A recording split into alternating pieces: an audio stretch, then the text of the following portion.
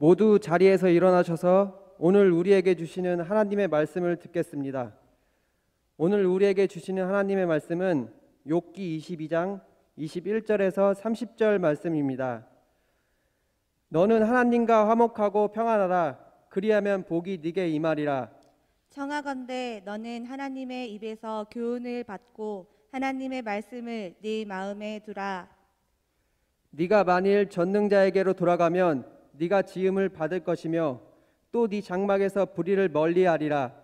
내 보화를 티끌로 여기고 오빌의 금을 계곡의 돌로 여기라. 그리하면 전능자가 네 보화가 되시며 네게 고귀한 은이 되시리니 이에 네가 전능자를 기뻐하여 하나님께로 얼굴을 들 것이라. 너는 그에게 기도하겠고 그는 들으실 것이며 너의 서원을 네가 갚으리라. 네가 무엇을 결정하면 이루어질 것이요 네 길에 빛이 비치리라. 사람들이 너를 낮추거든 너는 교만했노라고 말하라. 하나님은 겸손한 자를 구원하시리라. 죄 없는 자가 아니라도 건지시리니 네 손이 깨끗함으로 말미암아 건지심을 받으리라. 오늘 우리에게 주시는 하나님의 말씀입니다. 하나님의 은혜가 오늘도 여러분에게 함께 하시기를 주의 이름으로 축원을 드리겠습니다. 동서양을 막론하고 모든 사람들은 다 복받기를 원합니다. 중국 사람들은 얼마나 복받기를 좋아하는지 새해가 되면 선물을 할 때에도 중국 사람들은 과일 선물을 하게 되는데 오렌지를 선물합니다. 그 왜 오렌지를 선물하는가? 그리고 알아보니까 오렌지색이 황금색이잖아요. 그래서 황금, 돈을 상징하는 의미로 오렌지, 황금 같은 복을 좀 많이 받으라고 주는 것입니다. 그리고 음식점이나 개인 집에 가게 되면 되게 컬러가 붉은색으로 되어 있습니다. 왜 붉은색으로 되어 있나 알아보니까 붉은색은 귀신이 싫어하는 색이고 귀신을 내쫓는 색이다. 그래서 붉은색을 칠하게 되는 것입니다. 황금색은 재물을 갖다 주고 붉은색은 귀신을 내쫓아 줘. 그리고 그 붉은색의 청마다 그 천에다 다 이 복자를 다 쓰게 써놓는 것을 볼 수가 있습니다. 중국인만 그렇습니까? 그렇지 않습니다. 우리나라 사람들도 복받기를 참 좋아하는 민족이지요. 새해가 되면 인사가 뭡니까? 새해 복 많이 받으십시오. 그렇게 한 해를 시작합니다. 또 예전에는 여러분 기억하시죠? 복조리를 만들어서 복조리를 다 문에다가 이렇게 들어오고 나가는 문에다가 복조리를 걸어 놓았던 것이 기억납니다. 저희들 어렸을 때는 그릇에도 보면 녹그릇이든 사기 그릇이든 다 거기 복자를 써 놓은 것을 보았습니다. 베개에도 복자를 써 놓고요. 또 옷까지 한복에도 보면 뭐 전부 다 옷고름이고 동장이고 다 복. 꽃신을 신으면 신에도 또 복자를 다 새겨 놓고, 그래서 정말 우리 민족도 복받기를 아주 좋아하는 그러한 민족입니다. 복하면 유학에서도 오복이라는 말이 기억날 거예요. 그래서 오복은 장수하는 수, 재물이 넉넉한 부, 그리고 건강한 마음을 의미하는 강령, 그리고 이제 즐거운 마음으로 덕을 행하는 거, 유호덕, 그리고 제명대로 길게 이렇게 살아가는 거, 그래서 고종명, 이렇게 해서 오복을 이야기하고 있습니다. 다섯 가지 복이 물질과 그리고 건강과 오래 삶, 그리고 덕을 쌓고 사는 거, 그리고 장수하는 거, 그런 것들이죠. 어떤 사람은 치아가 건강하면 오복이다 그렇게 말하는데, 사실상 그것은 원래 다섯 가지 복에는 들어가는 게 아니고, 이가 건강하면 복된 건 맞지만 얘기하는 그런 오복 가운데 들지는 않습니다. 구약 성경에는 복이라는 말은 히브리어의 아슈레라고 하는 말인데, 성경적인 개념으로는 하나님으로 만족한 상태, 하나님으로 만족한 상태를 아슐의 복이라고 말하는 것입니다. 하나님과의 관계 속에서 누리는 자유와 평안의 정말 기쁨의 복을 말하는 것입니다. 즉 성경이 말하고 있는 복은 하나님과의 관계, 우리 구주 예수 그리스도와의 관계 속에서 주어지는 선물이다. 그러므로 그리스도는 행복을 추구하는 자가 아니라 복을 구하는 자가 되어야 되는 것입니다. 하나님께 복을 구하는 거죠. 우연히 일어날 수 있는 행복이 아니에요. 우연히 일어날 수 있는 그런 복이 아니고 위로부터 주시는 신령한 복을 하나님께 구하는 거죠. 저는 바라기는 여러분들이 하나님이 주시는 신령한 복을 다 누리며 사는 은혜로운 성도님들 되시기를 주의 이름으로 축원을 드리겠습니다. 오늘 본문 말씀은 욥의 친구 엘리바스가 그 변론하는 이야기예요. 그래서 동방의 부자였던 욥은 하루아침에 모든 재물을 잃었습니다. 10남매 자녀가 다 죽었습니다. 자신의 몸마저 병이 들어서 정말 기와장으로 그 좋은 길을 긁어 괴로운 데를 달려가면서 아주 살아가는 처절한 삶이 됐습니다. 가장 버팀목이 되어줘야 될 아내마저 당신 믿는 하나님을 욕하고 죽으라고 그리고 떠나버렸어요. 그리고 그의 세 친구가 있는데 홈리, 비누하스, 엘리바스 이렇게 세 친구가 위로하기 위해서 그를 찾아옵니다. 그런데 위로는커녕 아주 그냥 욥에게 정죄를 하죠. 원인 없는 결과가 어디 있어? 뭔가 잘못했으니까, 잘못한 게 있으니까 재앙 내리는 거 아니야? 그렇게 참 기가 막힌 얘기를 하는 거죠. 그러니 너 자신도 알지 못하는 죄가 있을 것이니 회개해라 이렇게 말하는 거예요. 얼마나 마음이 아프고 힘들겠습니까? 이 말을 들은 욥은 점점 마음이 완고해져 가게 되는 것입니다. 친구들과 맞서서 자신의 결백함을 주장하는 거죠. 이런 상황에서 그의 친구 대만 사람 엘리바스가 욥을 향해서 다시 흥해지는 길, 다시 복받는 길이 무엇인가를 제시하는 말씀이 오늘 본문 말씀입니다. 그래서 엘리바스가 말하고 있는 복받는 정말 가장 중요한 원칙이 뭐냐고 하면 하나님과의 관계를 회복하라고 말하는 것입니다. 그래서 오늘 본문 21절에 너는 하나님과 화목하고 평안하라 그리하면 복이 내게 임하리라. 진정한 복은 하나님과의 관계가 회복되는 데서 진정한 복이 우리에게 임한다고 엘리바스는 깨우쳐주고 있는 것입니다. 오늘 많은 사람들은 복을 구하기는 구하는데 하나님 안에서 구하지를 못하고 하나님 밖에서 복을 구하는 것을 봅니다. 자신의 힘과 노력으로 복을 구합니다. 그 결과가 무엇입니까? 자신이 추구하던 복의 노예가 되는 거예요. 또 재물이 복이라고 생각한 사람은 재물의 노예가 됩니다. 세상의 힘과 권력을 복이라고 여긴 사람은 권력의 노예가 됩니다. 자식이 복이라고 여기는 사람은 또 자식의 노예가 된단 말이에요. 건강이 복이라고 여기는 사람은 건강의 노예가 돼서 그저 그냥 건강하다고만 하면 못하는 일이 없이 그렇게 살아가는 안타까운 것을 보게 됩니다. 여러분, 지금 이렇게 말씀드린 것들이 중요하지 않다는 말은 아닙니다. 건강도 자식도 돈도 명예도 다 중요함에 틀림이 없어요. 그러나 거기에 노예가 돼서는 안 된다는 거죠. 저는 우리 사랑하는 대형가족들 오늘 유튜브로 예배를 드리던 이 자리에 오셨던 자녀가 잘 되시고요, 건강하시고요, 강령하시고요, 또 물질도 넉넉하게 누리며 사시고요, 명예도 어디 가든지 여러분과 여러분의 자녀들이 좋은 명예를 얻어가며 사시는 그러한 명문가를 이루시고 복되게 사시기를 주의 이름으로 축복합니다. 그러나 진정한 복은 거기에 노예가 돼서 사는 것은 아니란 말이지요. 그러면 하나님의 관계가 잘 이루어져서 정말 하나님 주시는 평강이 우리 안에 충만하게 그렇게 살아야 되는데, 그런 복이 무엇입니까? 엘리바스가 우리에게 주는 말씀을 통해서 깨닫게 되는 진정한 하나님과의 관계가 회복되고 좋아지며 하나님이 주신 기쁨과 사랑을 누리며 사는 비결이 무엇입니까? 첫째는 하나님의 말씀을 마음에 품으라는 거예요.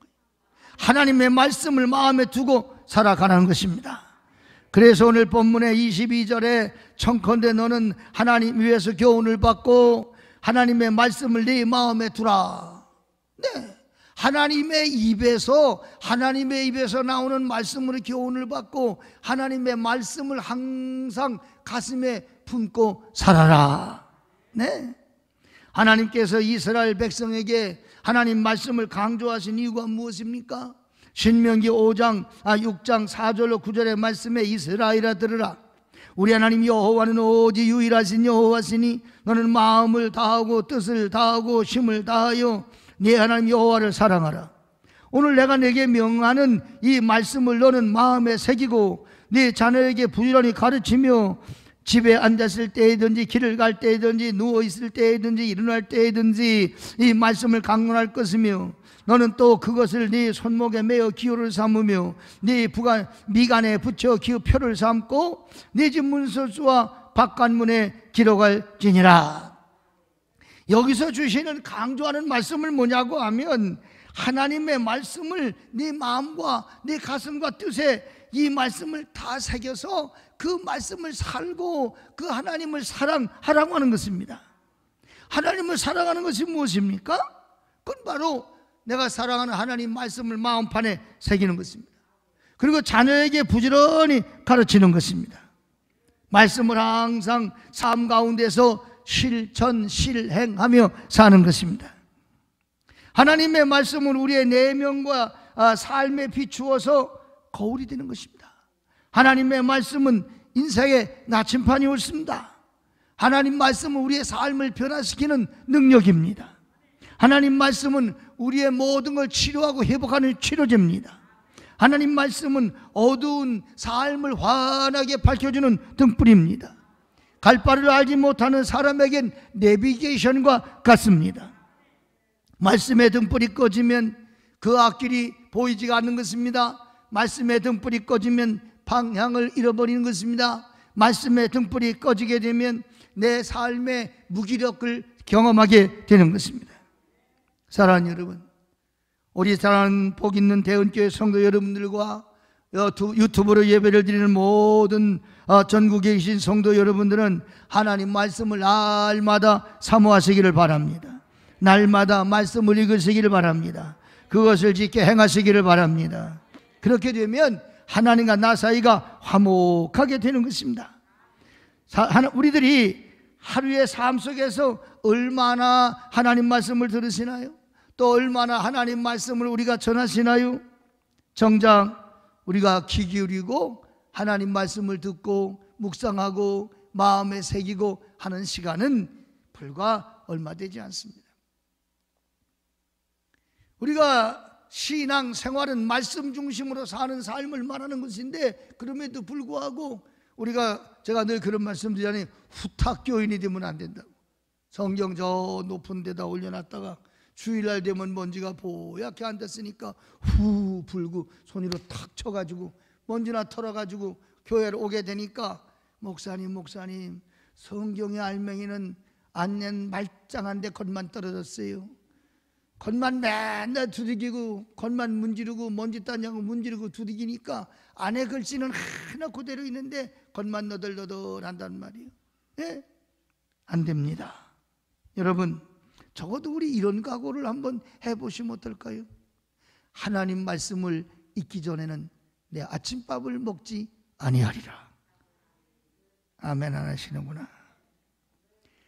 성경 말씀을 펴기 전에 나는 신문이든 TV든 틀지 않겠다. 이렇게 딱 결심하시고요. 텔레비가 보고 싶다든가 신문을 넘기고 싶은 생각이 들면 먼저 성경을 펴서 성경을 읽고 그리고 나서 TV를 보고, 밥 먹기 전에 먼저 성경을 펴고 하나님 말씀을 잡수시고 그리고 식사하시고 이런 것이 우리 삶의 규칙이 됐으면 좋겠습니다. 네. 뉴질랜드에 앤디 폴티라고 하는 여자가 있습니다. 노력하지 않고 인생을 되는 데는 마구 살던 사람입니다. 젊은 시절에는 호스티스도 하고 그저 나이가 들어가면서 트럭 운전도 하고 아주 억세게 인생을 살았다고 그래요. 그런데 그녀가 어느 날 말씀을 묵상을 하다가 사막의 백합화같이 즐거워하며 라고 하는 시편 35편 1절 말씀을 읽게 된 거예요. 감동이 왔어. 사막에 백합화가 있다니. 하나님이 역사하시면 사막에도 백합화를 피게 할 수 있다는 말인가? 이 말씀에 감동이 왔어요. 그래서 이 사람 모든 걸 다 접어놓고 사막에 꽃을 피우리라, 사막에 백합화를 피우리라, 그리고 그냥 사하라 사막을 향해서 떠났습니다. 아프리카의 여러 나라를 다녀보면서 수년간 사막의 꽃을 키울 수 있는 방법이 없을까? 나는 사막의 꽃을 피우러 왔습니다. 그리고 다니니까 그 사람들이 하는 말이 저 사람 미쳤군. 사막에 무슨 꽃을 피우겠다는 말인가? 그러나 그녀는 포기하지 않고 하나님의 말씀은 분명하게 저를 통해서 이루어질 줄로 믿습니다. 그녀는 마침내 그 믿음은 풍성한 결실을 거두게 돼서 몇 천 년 동안 사막으로 있던 땅에 나무가 가꾸어지고 밀을 가꾸게 되는 그런 농장으로 만들었습니다. 하나님 말씀을 두고 마음의 실천을 옮긴 그녀는 세계 기아 대책 문제 해결을 하는 그런 본부에서 일을 하고 있는 것입니다. 다윗은 하나님 말씀을 죄하러 묵상하는 자에게 복이 있다고 했습니다. 시냇가에 심은 나무가 철을 따라 열매를 맺음같이 풍성한 삶의 복이 온다고 했습니다. 하나님은 물과 같고 우리 나무 같아요. 다윗이 표현을 잘했지요. 시냇가에 심은 나무는 가뭄이 오든 흉년이 들든 걱정이 없어요. 뿌리가 저 물에 닿아 있으니 가뭄 타지 않는다는 말이에요. 하나님은 영원히 변치 않는 분이 있습니다. 전지전능하신 분입니다. 하나님과 나의 관계만 튼튼하게 연결되어 있다면 내가 어느 곳에 있든지 무엇으로든지 간에 하나님께서 우리로 하여금 정말 시들지 않는 그러한 나무가 되게 하시고 결실이 그치지 아니하는 과일나무같이 되게 하시겠다고 약속을 하셨습니다. 그래서 취하로 하나님 말씀을 묵상하는 자 복이 있는데 시냇가에 심은 나무가 철을 따라 열매를 맺는 것 같이 풍성하겠다고 그랬고 신명기 28장 1절에는 하나님 말씀을 삼가 듣고 또 그 명령을 지켜 행하면 너는 세계 모든 민족 위에 뛰어나게 될 것이다. 그렇게 약속을 하셨습니다. 사랑하는 여러분, 저는 여러분을 축복합니다. 언제나 하나님 말씀에 귀가 열려 있으시고 언제나 하나님 말씀이 내 중심에 있어서 내 삶의 일거수 일투족 내 손과 발이 움직이는 모든 것이 말씀의 조정을 따라 말씀의 행하심을 따라 살면 내 삶이 후회 없는 삶이 될 것이고 그 말씀 끝에는 가난복지 하나님이 우리에게 주시는 하늘나라가 우리를 환영하고 기다리는 역사가 있게 될 줄로 믿으시기를 바랍니다. 두 번째로 정말 하나님이 주시는 그러한 복 그것은 하나님과 화목하는 것인데 하나님과 화목할 수 있는 게 뭐냐? 그것은 바로 하나님께 돌아가는 것입니다. 돌아가는 것. 오늘 23절에 내가 만일 전능자에게 돌아가면 네가 지음을 받을 것이요 네 장막에서 불의를 멀리하게 되리라. 자, 우리가 하나님 제일 싫어하는 게 죄잖아요. 그리고 죄값은 사망이에요. 결국 사람이 세상에서 망하게 되는 건 죄 때문에 사람이 죽게 되는 건 죄 때문에 죽게 되는 거예요. 그런데 우리가 죄를 안 지려고 막 노력을 지어 중요해요. 그러나 그 노력 중에 최고의 노력이 뭔지 아시나요? 내가요 하나님께 돌아가는 거예요. 하나님께로 다가가면 결국 죄는 뭐냐? 하나님과의 단절이에요. 하나님과 멀어지는 거예요. 그런데 내가 하나님께 다가가면 내가 원하든 원치 않든 죄와는 멀어지는 것입니다. 믿어지시나요? 내가 빛 가까이 나아가면 어둠과는 멀어지는 거잖아요. 그렇습니다. 여러분, 우리가 인생의 이 사계절을 보게 되면 결국에 태양이 말이요, 태양 가까이 지구가 다가가면 여름이잖아요. 멀어지면 겨울이고 추워지는 거잖아요. 하나님 복덩어리신데 우리가 다가가면 언제나 따끈따끈한 하나님의 사랑을 느끼는 거예요. 그리고 무성하게 성장하고 꽃 피고 열매 맺는 그런 계절로 살아가는 거죠. 그래서 마치 지구가 태양과 멀어지면 이게 남극 북극이 되고 말이에요. 다 얼음덩어리가 되고 살지 못하고 냉랭해지고 얼어붙어지는 그런 곳이 되지 않습니까?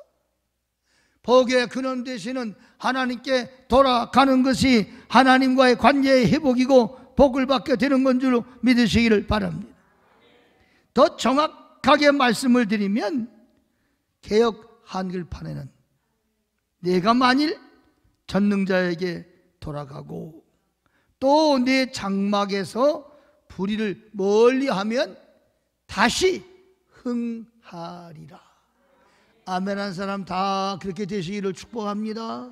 네, 하나님께 돌아가고 불의한 걸 멀리하게 되면 너는 다시 흥하게 되리라. 여러분, 흥하게 되시기를 바랍니다. 일어나게 되시기를 바랍니다. 비전은 다른 거 없습니다. 진리가 되시고 생명이 되시고 공의의 하나님이신 하나님께 내가 돌아가는 것입니다. 요나 생각해 보세요. 네,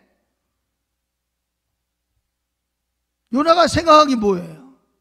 난 하나님 떠나야 되겠어. 하나님, 내가 원치 않은 걸 나에게 지시하셨어. 저 니느웨 가서 그 사람들에게 하나님 말씀을 전하고 회개를 선포하라. 하나님 말씀하셨습니다. 난 거기 가기 싫은데 하나님 거기 가라 그랬어요. 난 안 갈 거예요. 하나님 네 곁을 떠나면 되지. 가기도 싫은 판에 여빠 항구에 내려가니까 마침 다시스 가는 데가 와 있는 거예요. 아이고, 하나님 뜻인가 보다. 아니에요. 열린 길에 속으면 안 돼요. 여러분, 내가 편리하고 열린 길로 가면 되는 게 아니란 말이에요. 하나님 니느웨로 가라지 언제 다시스 가라 그랬나요? 그 배가 와 있다고 해서 이렇게 된 거 보니 이게 하나님 뜻인가 보다. 아니죠. 그가 올라탔어요. 처음엔 순풍에 돛단 듯이 나갔지만 점점 바닥이 피어나가니 이게 웬 말입니까? 집차만 그냥 파도가 오고 난리가 났어요. 이게 이럴 일이 아니거든. 있어서는 안 될 일이 벌어졌어요. 이 필경 이 안에 하나님께 범죄자가 있다. 색출하자.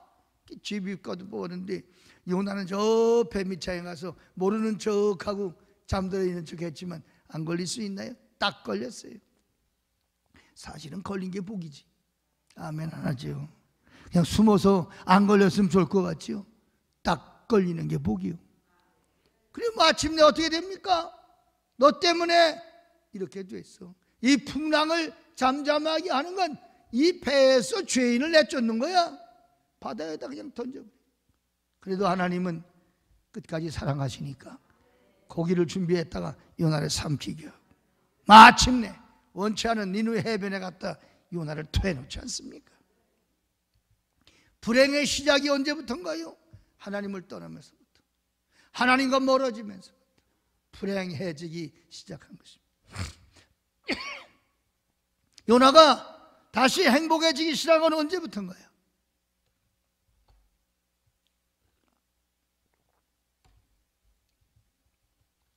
원하든 원치 않든 억지로라도 하나님의 말씀에 순종한 길에 놓여지게 될 때에 거기가 복된 길입니다. 선지자로의 사명을 감당하고 많은 사람의 생명을 구원하고 하나님께서 귀하게 쓰는 사람이 된 줄로 믿으시기를 바랍니다. 물 떠난 고기가 살 수 없는 것처럼 하나님의 사람들은 하나님 떠나서는 살 수 없습니다. 하나님과 떠나면서부터 불행은 시작되는 것이고 하나님과 떠나면서부터 죄의 악의 첫 발을 내딛게 되는 것입니다. 죄를 해결할 분은 아무도 없습니다. 오직 한 분, 예수 그리스도 보혈로 씻는 것입니다. 피 흘림이 없으면 사죄함이 없습니다. 그러므로 사랑하는 여러분, 예수 그리스도의 십자가 보혈로 우리는 씻김을 받은 하나님의 자녀요, 죄인임에도 불구하고 용서받은 자가 된 줄로 믿습니다. 최고의 그게 복이에요. 바로 보혈이 우리로 하여금 죄를 씻어 못 쓰게 된 우리를 다시 쓰게 만들어 하나님의 자녀로 삼아주시는 그런 정말 능력의 피가 되는 것입니다. 그러므로 피 흘림이 없으면 사죄가 없는 것입니다. 십자가를 통해서만 우리의 허물을 가려지고 죄가 씻겨지고 그리고 하나님 앞에 나아갈 수 있는 새 길이 열려지는 줄로 믿으시기를 바랍니다. 사랑하는 여러분, 요한일서 9장 말씀에 만일 우리가 우리 죄를 자백하면 미쁘시고 의로우사 우리 죄를 사하시며, 하나님이 미쁘시고 의로우시기 때문에 사하기만 하면, 회개하기만 하면 사해 주신다는 말이에요. 자백하면 모든 불의에서 우리를 깨끗하게 해주신다. 응? 여러분, 하나님 앞에 죄를 내놓으면 용서해 주시지요? 그리고 씻김 받게 되지요? 네, 우리 죄가 아무리 주홍같이 붉을지라도 하나님께서 눈같이 희게, 진홍같이 붉을지라도 양털같이 희게 해주시겠다고 그랬습니다. 하나님 말씀하세요. 이사야 59전에 내 손이 짧아서 너희 구하지 못하는 거 아니야? 내 귀가 둔해서 너희들의 말을 못 듣는 거 아니야? 너와 나 사이에 죄악이 담이 되어 있어서 내가 소리를 내도 안 들려, 기도해도 안 들려. 네, 그렇습니다. 그러므로 하나님과 나 사이에 막힌 담을 하는 것은 회개하는 것입니다. 돌아가는 것입니다. 그러면 용서되고 하나님 주시는 복을, 우리는 하나님의 자녀가 되어서 상속자가 누리는 모든 복을 다 누리게 되는 줄로 믿습니다. 세 번째로 마지막에 드리고 싶은 말씀은, 정말 하나님과 관계가 회복되는 게 뭐냐? 그건 내가 겸손해지는 것입니다. 낮아지는 것입니다. 성도들이 많이 부르는 찬송가 305장인가요? 나 같은 죄인 살리신 주 은혜 놀라워. 예, 영어 제목은 Amazing Grace죠. 세계적으로 참 유명한 찬송이죠. 이 찬송가 가사를 지은 분은 존 뉴턴 목사님이에요. 근데 이분이 1725년에서 1807년까지 사는 분인데, 젊은 시절에 노예선에 선장을 하면서 아주 정말 포악하게 그렇게 지냈어요. 그리고 정말 그 삶이라는 게 아주 거친 인생을 살았어요. 근데 이분이 주님을 영접하고 하나님의 종이 돼서 이런 좋은 찬송지를 쓰고 세상을 떠나게 됐는데, 한 젊은 목사님 병원을 찾아왔습니다. 목사님, 우리는 참 좋은 포도원의 일꾼을 잃었습니다. 참 좋은 하나님의 일꾼을 잃었습니다. 그러면서 안타까워하니까, 그때 존 뉴턴이 뭐라고 말하는 거 아니? 맞습니다. 내가 먼저 가지만 목사님도 내가 있는 천국으로 올 것입니다. 근데 목사님 말이요, 천국에 오면 나를 찾지 않겠습니까? 그런데 괜히 여기저기 방황하고 다니지 마시오. 내가 가서 있을 때를 알려줄 테니까 그쪽으로 오시면 날 만날 겁니다. 그렇게 얘기를 했어요. 천국도 넓을 텐데 어디 가서 날 찾겠습니까? 근데 쉽게 가르쳐 드리지요. 이게 어딘데요? 그래요?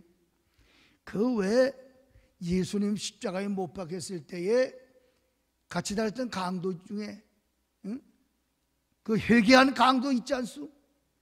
그 강도 뒤에 보면 내가 있을 거예요. 그 강도를 찾으시오. 그 강도 뒤에 오면 내가 아마 거기서 날 만날 수 있을 겁니다. 무슨 얘기예요?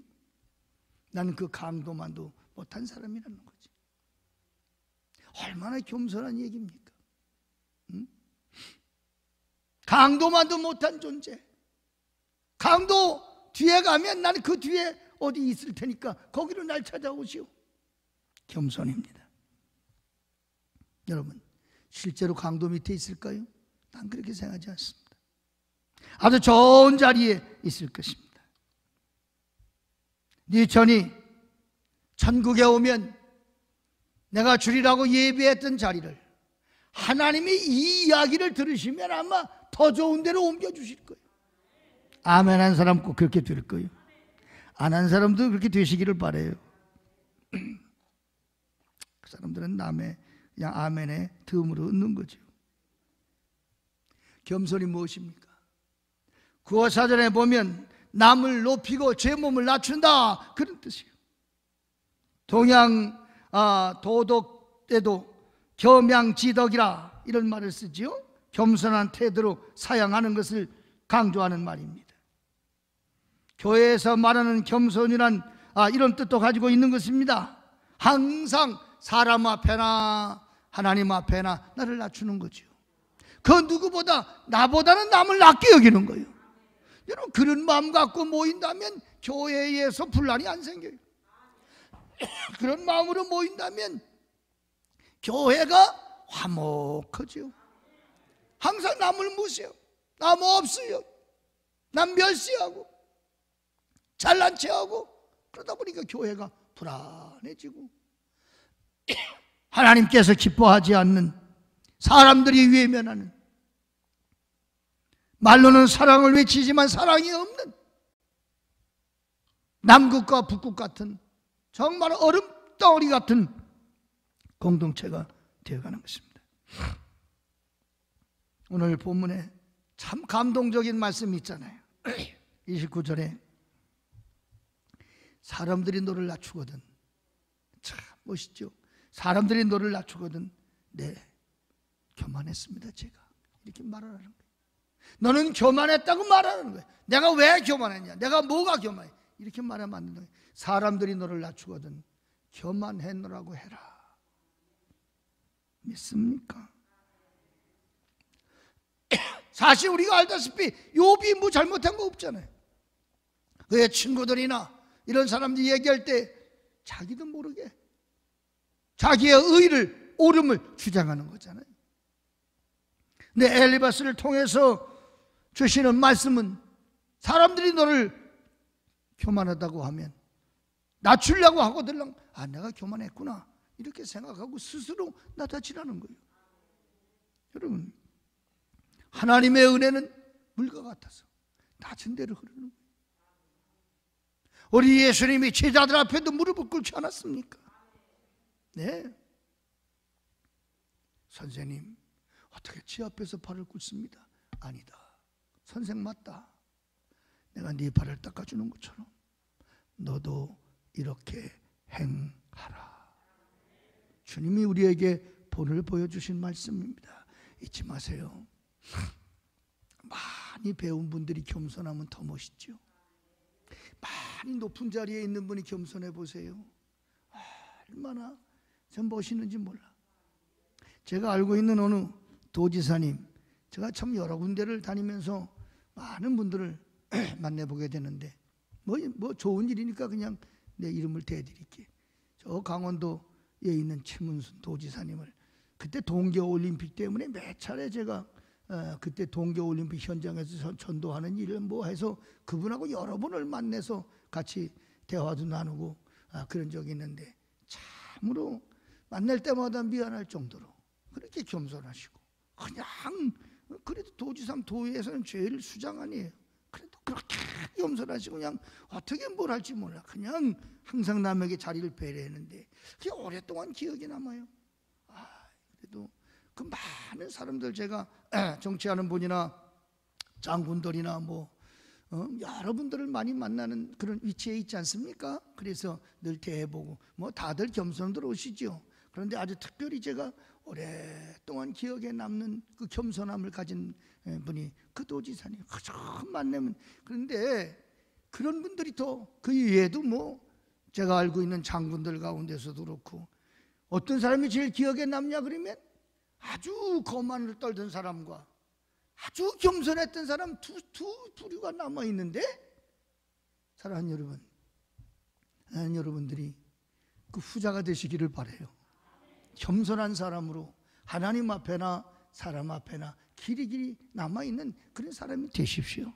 그러면 하나님이 높여주시고 사람들이 높여주셔서 내가 원치 않아도 말이에요. 자리에 가서도 내려 앉아있으면 올라 앉으시라고 그래야지. 떡하니 거기 자기 자리도 아닌데 가서 앉아있으면 얼마나 보기가 참 흉합니까? 사랑하는 성도 여러분, 하늘의 영광을 다 버리시고 낮고 천한 이 땅에 오셔서 땅 아래까지 내려가신 우리 주 예수 그리스도를 바라보시면서 우리의 삶이 언제나 겸손하시기를 바랍니다. 우리가 그렇게 겸손하게 살려고 노력할 때에 하나님께 영광이 되는 거예요. 하나님과 관계가 회복되는 거예요.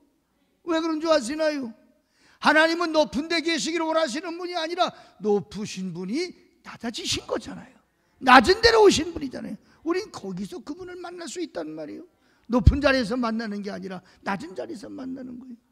오늘 교회에 오셨는데 너가 나를 섬겨주지 않나? 왜 나를 안 알아주나? 그런 마음이 있는 이상 아마 주님을 만나고 가시기는 어려울 거예요. 누굴 좀 섬길까? 이렇게 어려울 때 누구를 위로해 줄까? 누구에게 따뜻한 말 한마디도 해줄까?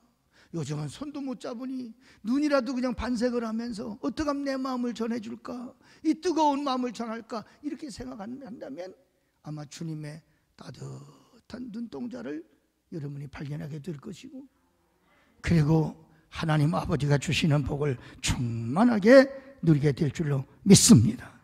사람들이 너를 낮추거든 너는 교만해노라고 하라. 참 얼마나 은혜가 되는 말씀인지 알 수가 없습니다. 그래서 교만은 패망의 선봉이고 거만은 넘어짐의 앞잡이니라. 잠언서 16장 18절의 말씀 여러분이 꼭 기억하시기를 바라시고요. 환영과 관계를 잘 회복하시고 유지하면 하나님께서 주시는 복으로 충만해지고, 이 어려운 코로나, 불경기, 말할 수 없는 여러 가지 상황이 우리를 어렵게 하지만 넉넉하게 이겨가면서 마치 샘 솟는 샘물처럼 하나님의 기쁨으로 오늘의 어려움을 이겨가며 주님 주신 평강으로 넉넉히 승리하는 우리 대언가족이 되실 줄 믿어서 이 말씀을 드렸습니다. 기도하겠습니다. 고마우시고 감사하신 아버지 하나님, 하나님의 크고 놀라우신 은혜와 사랑을 진심으로 감사를 드립니다. 저희들 아버지 하나님, 하나님과 화목한 자가 복받는 것을 우리는 압니다. 아버지 하나님, 하나님 말씀을 언제나 가슴에 두게 하시고 언제나 겸손하게 살아서 하나님 아버지 앞에 온전히 영광 돌리게 하여 주시옵시고, 이 어려운 때에 넉넉한 승리자가 되게 하여 주시옵소서. 예수 그리스도의 이름으로 간절히 기도하옵나이다. 아멘.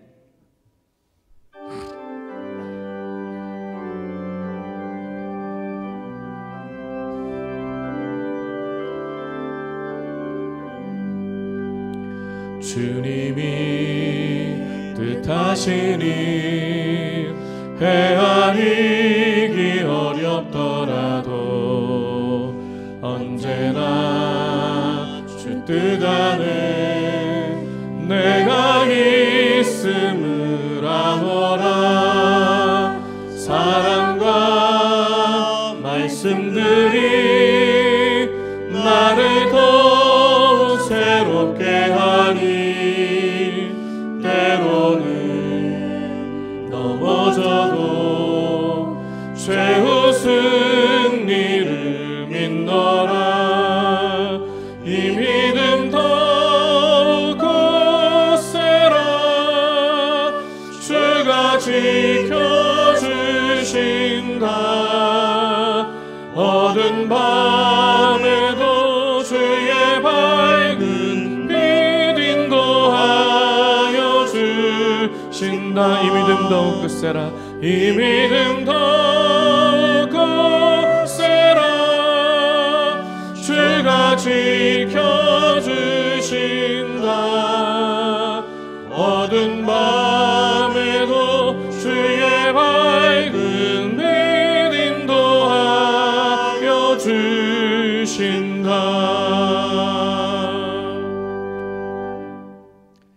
그리스도의 군사들이여 성령의 도우심으로 선교와 봉사를 위해 세계를 향하여 나아갈지어다. 주여 우리와 동행하여 주시옵소서. 이제는 하늘의 영광을 버리고 이 땅에 오셔서 우리 죄를 위해 십자가에 죽으시고 우리의 영생, 우리의 부활하신 우리 주님 예수 그리스도의 은혜와 우리를 사랑하시기 때문에 하나밖에 없는 독생자도 우리에게 내주신 하나님 아버지의 극진하신 사랑하심과 언제나 우리에게 함께 하시며 겸손하라고 그리고 하나님을 의지하라고 역사하시는 성령님의 충만하심이 오늘 하나님 아버지의 주시는 복을 누릴 우리 성도님들과 가정들, 유튜브로 예배를 드리는 모든 이들 위해 함께 하시옵기를 간절히 축원하옵나이다. 아멘. 믿습니다.